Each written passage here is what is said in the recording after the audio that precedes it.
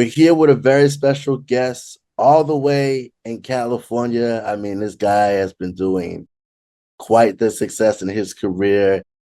Grammy nominated, multi-platinum producer, recording engineer, mixer. We're here with Wizzo. What it do, fam? What it do, man? It's a pleasure to be here, man. Like you said, I feel like I'm with family, talking to my other cousin. Feel me? It's crazy. How you doing? And what's been going on these days? I've been doing a lot of different things, getting my hands involved in a lot of different places, but kind of rekindling a lot of my music, taking different approaches, looking at different ways to elevate my creativity, just my enthusiasm, just trying to find a new pivot. It's always good to kind of see where you've been sitting, see where you've been standing, seeing who's been around eating with you, and then trying to see if you can elevate from that position. Quite a lot of success in your career. What has been the key to your success? It's betting on myself, really. Not afraid to fail. I think that's the most important. I know a lot of people say that, but it really takes courage. Sometimes you just have to get in where you fit in and find a pivot. So I think for me early on and throughout my career, it's just remaining humble, finding your niche, just being the best at you, whether it's, providing some sort of value to any situation. But I think it's identifying your self-value and really being able to bet on yourself, whatever that is. New techniques, get together with, folks, musicians, people that are doing things better than me, and just trying to pick their brains, trying to provide value, and also take something that I can use and apply to what I've got going on. You got started in November 2009. You were doing some internship at Actual Eyes Media in Studio City, California. Talk about that time interning. What were some of the career goals at the time that you had? I mean, what got you into wanting to do something in the entertainment music industry? Man, it's crazy. It really is crazy how I got started, and I think it's inspirational. I was really that dude that got started from the internet, pivotal point in my life. I had reached kind of the highest level of my career at the time, which was just in technology. And I was fairly young, and I was like, wow, I can't imagine just sitting at a desk, especially getting to the desk that you're supposed to sit at for an extended period of time. And I just was like, no, this isn't it. What kind of resonated with the goals that I wanted, and the goals that I had is, it's really out there, just like everybody else. I wanted to change the world. I wanted to affect some sort of change in people. I was a big science guy. I was a big tech guy. And I figured that might be the best place, right? Technology changes folks. Science changes folks. But the reality is music is really the pinnacle. There's so much passion behind music. And music really changes people. I mean, that's the fastest way to change someone's thought frame is with a piece of song. I saw it really as like kind of a wow moment. I was like, wow, play guitar, playing bands. But it never really clicked to me as a career path. And one day, I just literally quit. High paying job. It was difficult, not only for me, but for my family. Just, I was an immigrant. I truly come from nothing. Like literally back in Mexico, outside of my door is dirt, So for me, it was like, wow, how can I reject all of these blessings and start all over? By stroke of fate that I landed at Actualized Media with my mentor at the time, Steve DeMarchi. I still love the guy. Bless up to him. And it was through friends of friends. At that time, I was just a sound maker, just a tinkerer on Fruity Loops that, people were just like talking about these music programs. And, mind you, I was fairly educated in music software. So it wasn't the software. It was more or less getting acclaim to the new workflows. And I was just out there saying I was a music producer. I had a beat pack and just trying to instill it in my own mind, what I wanted to do. One of my buddies is like, hey, dude, I got this sound engineer that I think you need to meet. Come through. And I just showed up, literally just showed up. And, I was the weed guy, so I had weed. And the engineer is like, hey, I need weed. My wife likes to cook with it. And I was like, take it all. Show me what you're doing. And by doing that, by providing value, bringing weed to the studio, I was able to get free mentorship. I was able to pull up. And what was really cool about the situation is that Steve was actually working with a guy named Dwayne Nettlesby. And Dwayne Nettlesby, overlooked producer of the Tupac days. Huge. Here I am. I'm just year one of music production, and I'm around everything I want to be in.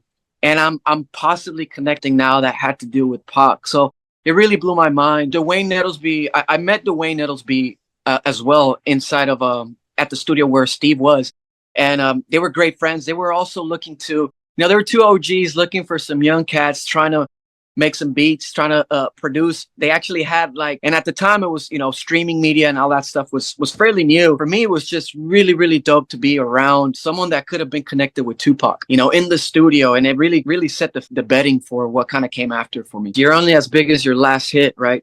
And for me, my biggest hit at the time is connecting with these guys. So it was really life-changing, being able to move around and say, hey, I'm doing this at this studio versus like I'm just at the crib making beats, So I think as a producer, as a creative, you are always looking for that next pivot point because it's extremely important, especially at the beginning of your career. I think my career path early on was more or less a fiscal decision more than a fairly thought out plan.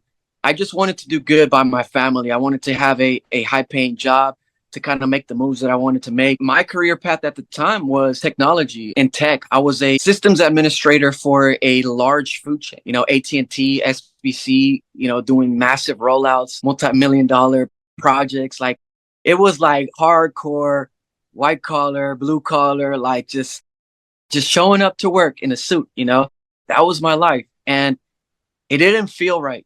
At the time I was a huge mechanic junkie. My dad was a mechanic. So I've always loved racing. So it was just more or less all these pieces, right? I was in tech, all the software, all the idealisms about what was yet to come. And then all my drive towards, taking things apart and fixing them. And for a while I was like, wow, what's all this schooling? Because I went to school. I at the time there wasn't really tech school, so I had to go to vocational schools, and I'm sitting there, with the mountain of debt, and thinking to myself, like, man, is this really what I want to do? Like, is this really the career path? And feeling like I had wasted all this time and money. And then 2009, 2010, 2011 came along, and I'm sitting. I'm starting to work, starting to get involved, and then it all clicks. I'm in the studio. Everybody's asking me for sounds, plugins. I'm the guy that knows how to really put the shit together when it comes to technology. And that's when it clicked. All my peers were not tech guys. They were musicians. So if I felt like I got an edge, I was able to find the software that I needed. I was able to download the sound packs that I wanted because I was in this world, and it kind of gave me an edge. So it was really cool to feel like all those years that, where in my early pathway was in pure technology, kind of were just that kind of blessing in disguise that allowed me to kind of excel a little bit faster. So you mentioned about those successful years, 2010, 2011, 2012. We're going to go into those right now. Let's start with December of 2010. Now, in December of 2010, you started working with Nipsey Hussle on a couple of mixtapes. Now, sure you probably remember those mixtapes back then. You produced You Don't Got a Clue, the marathon mixtape back in December of 2010 with Nipsey Hussle. You were the executive music producer, recording engineer, mixer for the Marathon Continues mixtape as well. And that was back in 2011. In 2013, you also produced Crenshaw and Slauson True Story. What was that relationship like back then? Because, you saw the growth and development from when he first started back then in 2010 up to about 2013. Just let's kind of set the gap on that right there. You're sitting there, you got a bunch of beats in your laptop and you're trying to figure this shit out. Send those motherfuckers out. Send them out. Send out your beats. Because that's what I did. And one of them got to Nipsey. I'm literally that bedroom producer. Just keeping my head down. Just woke up, making beats. And everybody's blowing up my phone. They're like, yo, you're on that Nip. You're on that Nip. Mind you, I wasn't in the studio recording with them. I was that bedroom producer that literally woke up one day and my track was on one of the biggest upcoming, albums from one of the most upcoming artists at the time. I immediately hit him up. I was like, yo, Nip, like, I fuck with your shit. Like, I've been keeping up. Like, I produce You Don't Got a Clue. Like, fuck with me, like, let's work. And he's like, bet, little bro, pull up. And I was like, shit, like, damn, okay. And at the time, unfortunately, I was in a little bit of trouble with the law. I was just kind of like, fuck, like, how can all of these things kind of become coming together all at once? I reached out at the time. I was working and speaking with Rallo, his engineer at the time. Pull up to Alvarado, which is the studio, one of the first studios that I pulled up to. I just pull up, Nip smoking in the back. I pull up with some Zai, and I just start rolling. I'm like, yo, like, how can we work? He's like, man, just leave some beats. We're gonna get it cracking. And that was that. I just had a line directly to him, and I was just always like, yo, like, I want to work. I want to work. And in the backside, in the beat track of my life, there's this kind of overhanging thing about like me possibly spending some time inside. And I'm just like, fuck, so I remain hopeful. I keep my head down. I just sending him beats. And by the time I this whole thing is over, I actually end up doing 6 months in house arrest. I'm just sending him beats. And by the time I get out, I need an engineer, pull up. And I just started pulling up every single day. Sometimes I would pull up, there would be nobody there. I would go outside, light one up, come back in, take a nap, wait. Nip would just show up. Hey, Wizzo, let's go. And I would just go in, kind of the environment for a little while until I got a key. Think about it for a second. I go from being in my bedroom, having no opportunities, possibly have rejected major opportunities for growth just as an individual. And just through sheer determination, sheer belief in myself, and just trying to get in where I fit in, providing value where I can. Now I'm sitting here holding the studio keys so I can come into the studio whenever I want. But one of the two, to be the biggest artist at the time, the Tupac of our generation. So for me, it was crazy, man. It was crazy to go from just a producer, to knowing what that track meant to people. You don't got a clue. I think if you're a Nipsey fan, you understand what that message means. So for me, it was wild to have produced such a controversial track at the time. And that actually gave me fuel to kind of keep going. We got into the marathon continues to kind of put my hands on all of that. I produced, Crenshaw and Slauson 2 Story coming around and the next time around. And it was just a huge blessing, man, to be able to hit up everybody I know and just be like, start connecting with people and just be like, hey, I need beats. I was that guy now giving people opportunities. A bunch of cats out there that I hit up, homies that now are doing their things. I'm not sure if you're familiar with the producer G-Rod. He's doing his thing, man. I remember, him and I, he's from the city where I'm from. I hollered at him. I was like, yo, Nip needs beats, So I was doing a lot of that, just being able to do what I wanted to do at the highest level at the time was just a massive blessing, bro. It was really dope. Being in the studio with Nip, it was also inspiring because Nip was very self-sufficient. Nip could record himself, was able to go in there and do what he had to do. So for me, a lot of engineers feel that they need to do certain things. For me, it was a learning experience to being able to allow the artist to become whatever it is that he needs to become. And I was just a conduit to that. So for me, it was just pulling up, making sure the beats was cool, making sure we always have fresh beats. Beats were ready to get loaded. And if Nip, had any issues, fix them right there on the spot. But really, bro, I was just watching the Pro Tools. Sometimes I'll record them because, we wanted to have that producer, engineer, artist interaction. But sometimes I would just be watching the clone screen of him recording himself, just rolling up. That's what I was doing, just making sure that, the ZA was always in the wood. And that's what I was doing. And I think that's important because as an engineer, you feel, or a producer, a musician, you feel that you got to do certain things. I think sometimes it's just important to get in where you fit in and make sure the vibe is right. The early stages back in 2010, working with Nipsey Hussle. Obviously, you worked with Nipsey on his debut album, which was a masterpiece.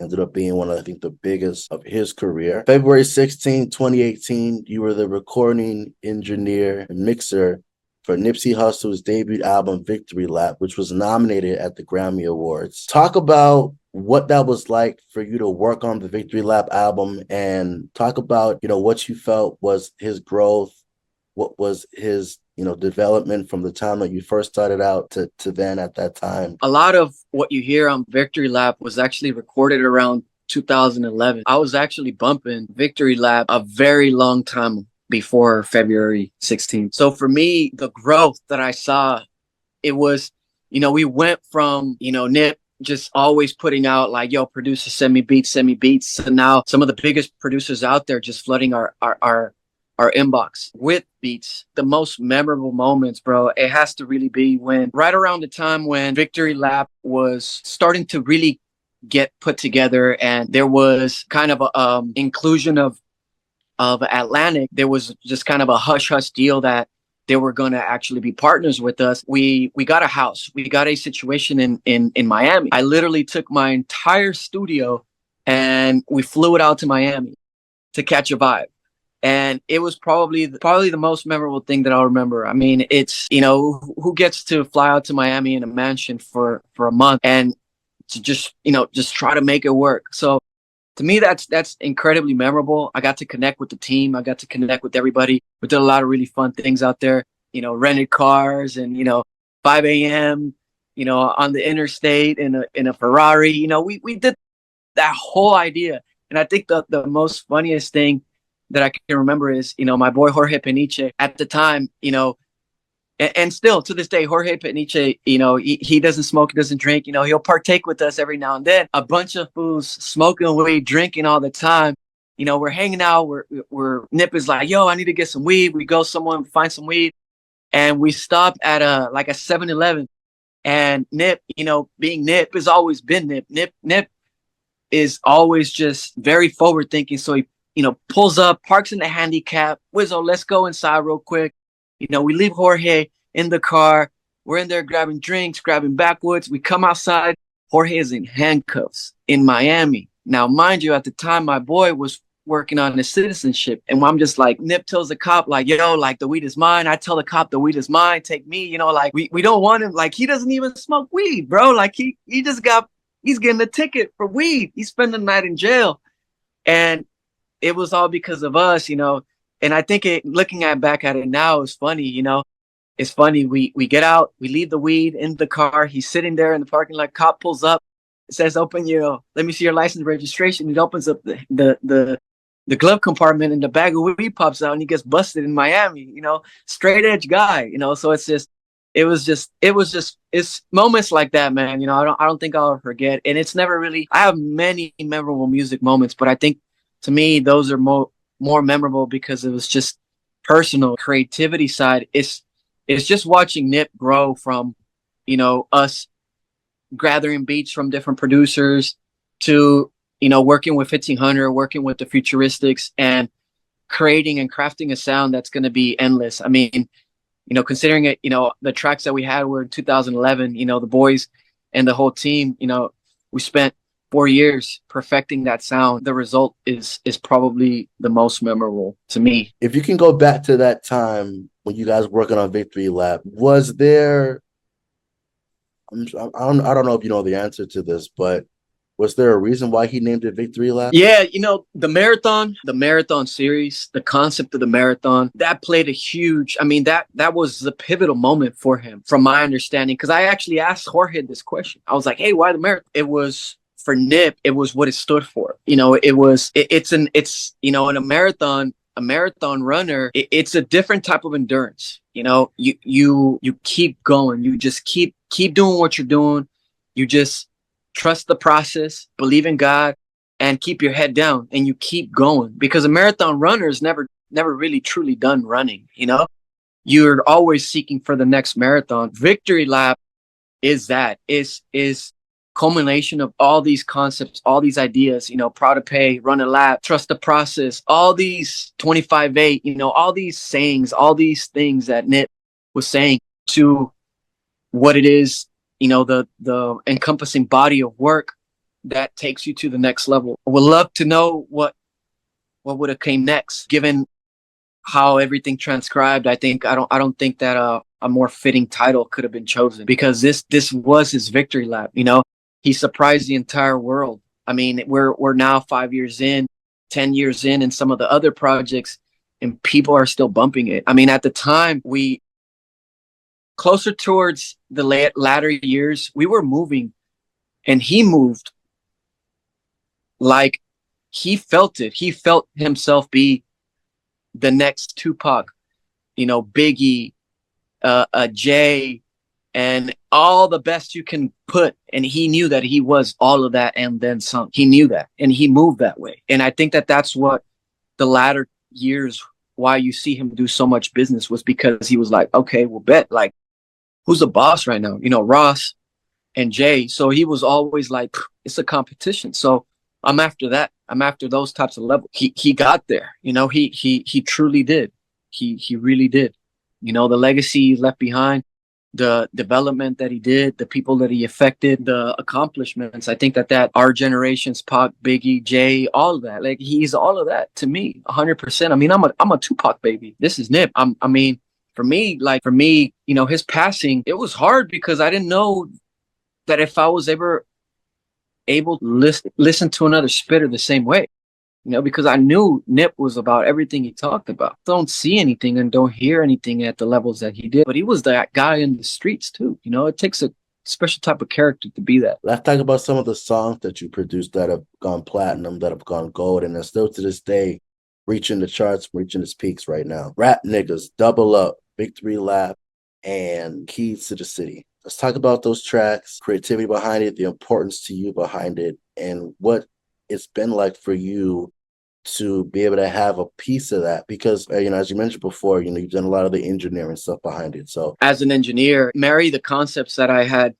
kind of pulled along the way, which was trying to just be a conduit, right, for Nipsey, trying to allow him to just do what he did. My involvement in those was, you know, I had mentioned, you know, some of those tracks were recorded pretty early on. You know, I remember recording Stacy in the studio, and just being like, wow, like, you know, just, it's just crazy. And Marsha, like, just thinking like, wow, like, this is amazing. Like here we have a, like, you know, daughter of another legend, and we're doing some legendary things, and, you know, be part of that, and seeing it go from, you know, selling hundreds of thousands of copies to going to gold, to going to platinum, and now multi-platinum.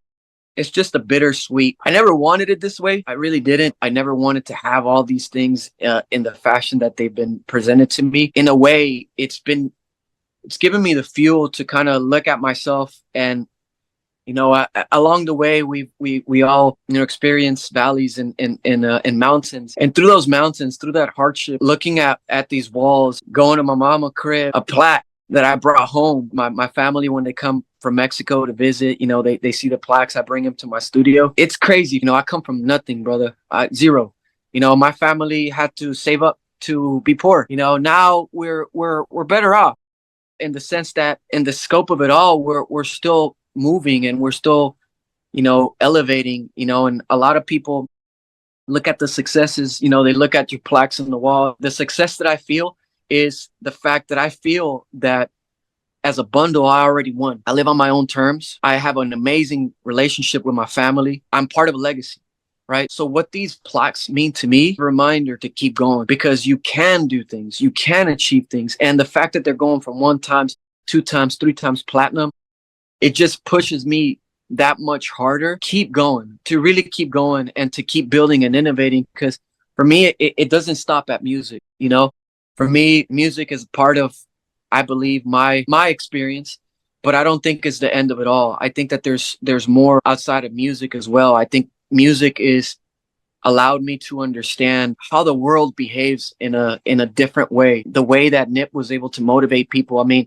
I used to open emails from people, and it was just like, you know, Nip, you made me a better father. Nip, you made me a better this. So for me, those plaques on the wall, these plaques on the wall, they're a representation of the lives that people have, of all the lives that people that have been touched by this album, including mine. So it's a massive motivation. I'm just really blessed to be able to put them on my wall, but they affect me the same way that they probably affect, you know, anybody else looking from the outside in. if you had to pick a favorite song that you've worked with Nipsey on, I mean, what would it be? I mean, would it even be the songs that you engineered on? One of my favorite tracks is Love. And I'm not even going to lie, like, some of my personal favorite tracks are the ones that I produce. And it's not because of the music.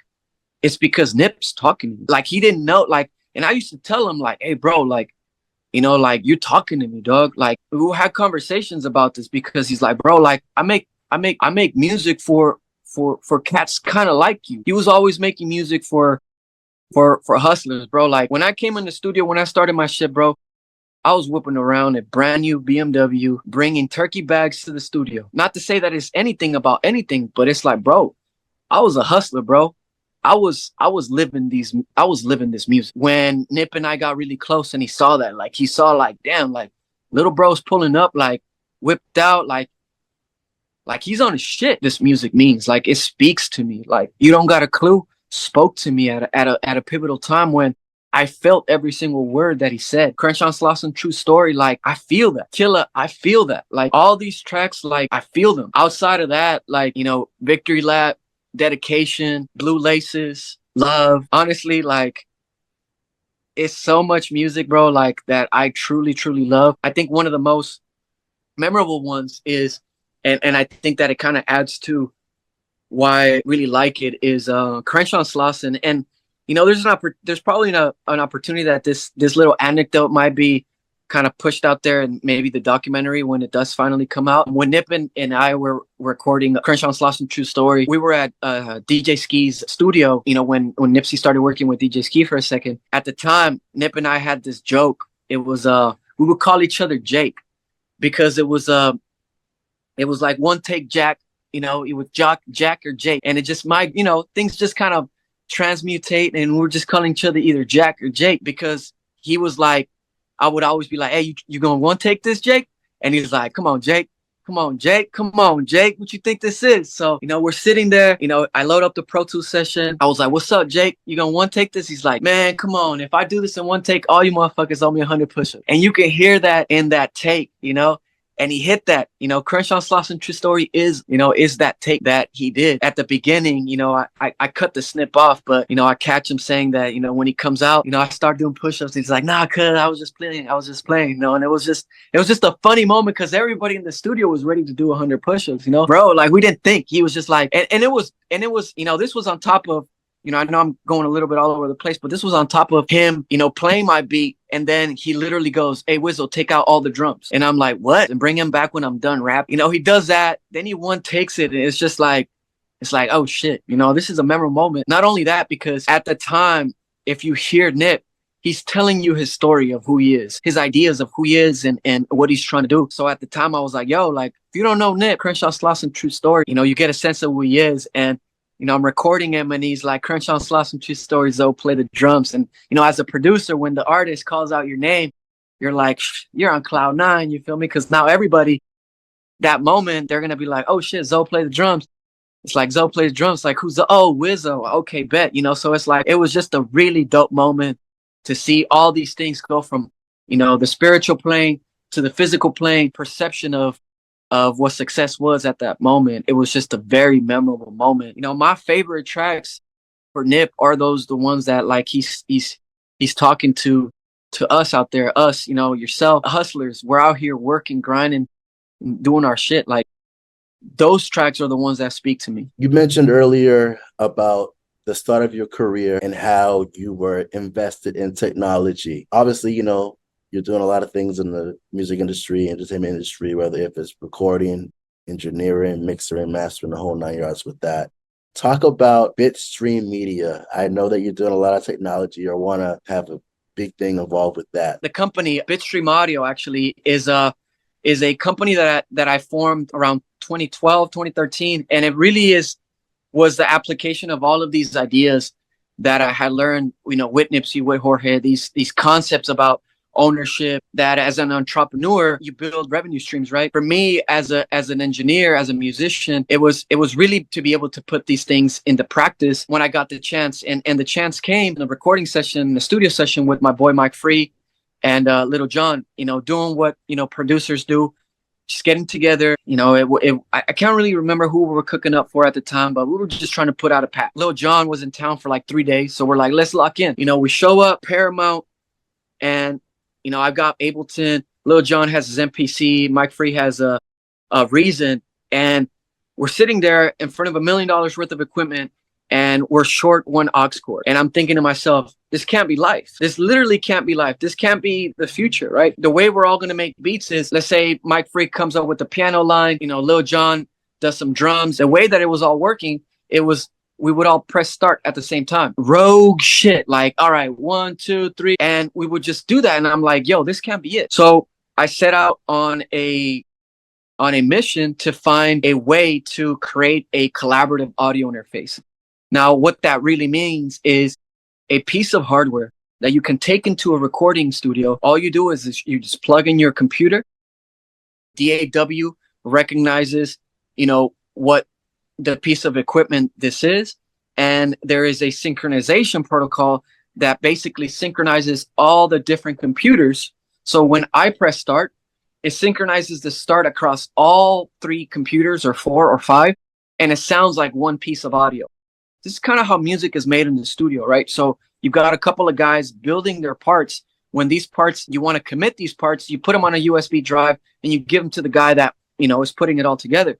That's pretty rudimentary and pretty rogue. At the time, it just seemed like, wow, I need to invent this box. This box needs to be out there. So I set out on a path to build it. I prototyped it with a bunch of off-shelf things. I found some people out there that can help me code it up, and I started a company. Right now, what I've been doing is the technology from the patent perspective. So seeing if there's places that we can improve on it. I was able to receive 2 patents from that. So Bitstream technology was the application of all of this fuck the middleman, ownership, entrepreneurial spirit that I kind of learned from Nip, and not necessarily fully learned, but I think at the time they were my only, this was a Jorge, Nip, all money in, the team that we built was probably the only group of friends where we were applying these things, like the mastermind groups and a group of individuals where personal development is at the highest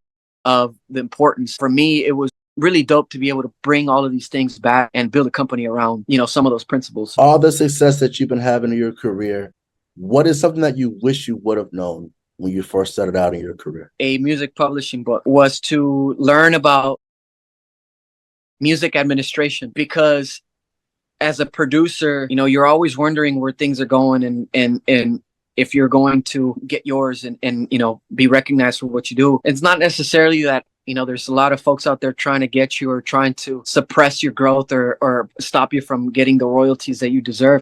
But I think is that the music industry, especially at the time, technology has allowed us, social media has allowed us to share so much information. Music has such a massive veil on how things work, generating revenue from audio. I think that if I could go back, I would learning the actual business. People hear it, music is, 80% business, 20% making music, but it's very true in the sense that be a little bit more open, push out a little bit more beats. And as far as your future goals, your future plans that you have in your career, what can we expect from you next? Technology. I've got Bitstream on my target site again. I brought this up to Pro Tools, Ableton, all the big companies. I think there's a massive appetite for it. I'm looking to further develop that over the next year, 6 months.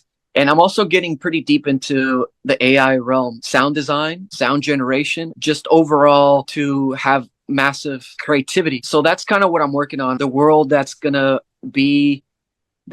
utilizing some of these tools. So what I like to do is to build some of those tools for my peers so that we can all have access to these things. Because, that's another thing that Nip used to talk a lot about was the means to produce, right? You unlock the means to produce, and it's not about your ability anymore. It's about sheer will and determination to get shit done. That's kind of where I'm standing. There's a lot of things going back to my experience, being the tech guy in the music studio, allowing me to flourish, and other people were able to capitalize from me being able to bring some of these technologies to the studio, whether it's just, knowing where to download things from. That means to produce paired up with AI, I think it's a massively untapped potential. We need to start thinking about this now because, everybody thinks that AI is going to replace creatives. I think that AI is going to favor creatives who know how to get to a place where you go from idea to execution in nanoseconds. I think that's the key. It's not about creativity. It's not about whether a computer is doing these things. Your ability to dream, the time that takes is being reduced. So that's kind of my goal. Very, very future driven, very AI robots, sci-fi. Such a pleasure to interview you, my friend. You know, we're here with Grammy nominated multi-platinum producer Wizzo. It's good to see you. Glad we had a chance to talk and wish you all the best, brother. I appreciate it, man. I really appreciate you taking the time to, get to know me, allowing me to, introducing me to your audience. So I'm blessed. Hopefully, we get to hang out and, once I come to the island and touch base. For sure, man. Appreciate it, man. Thanks so much.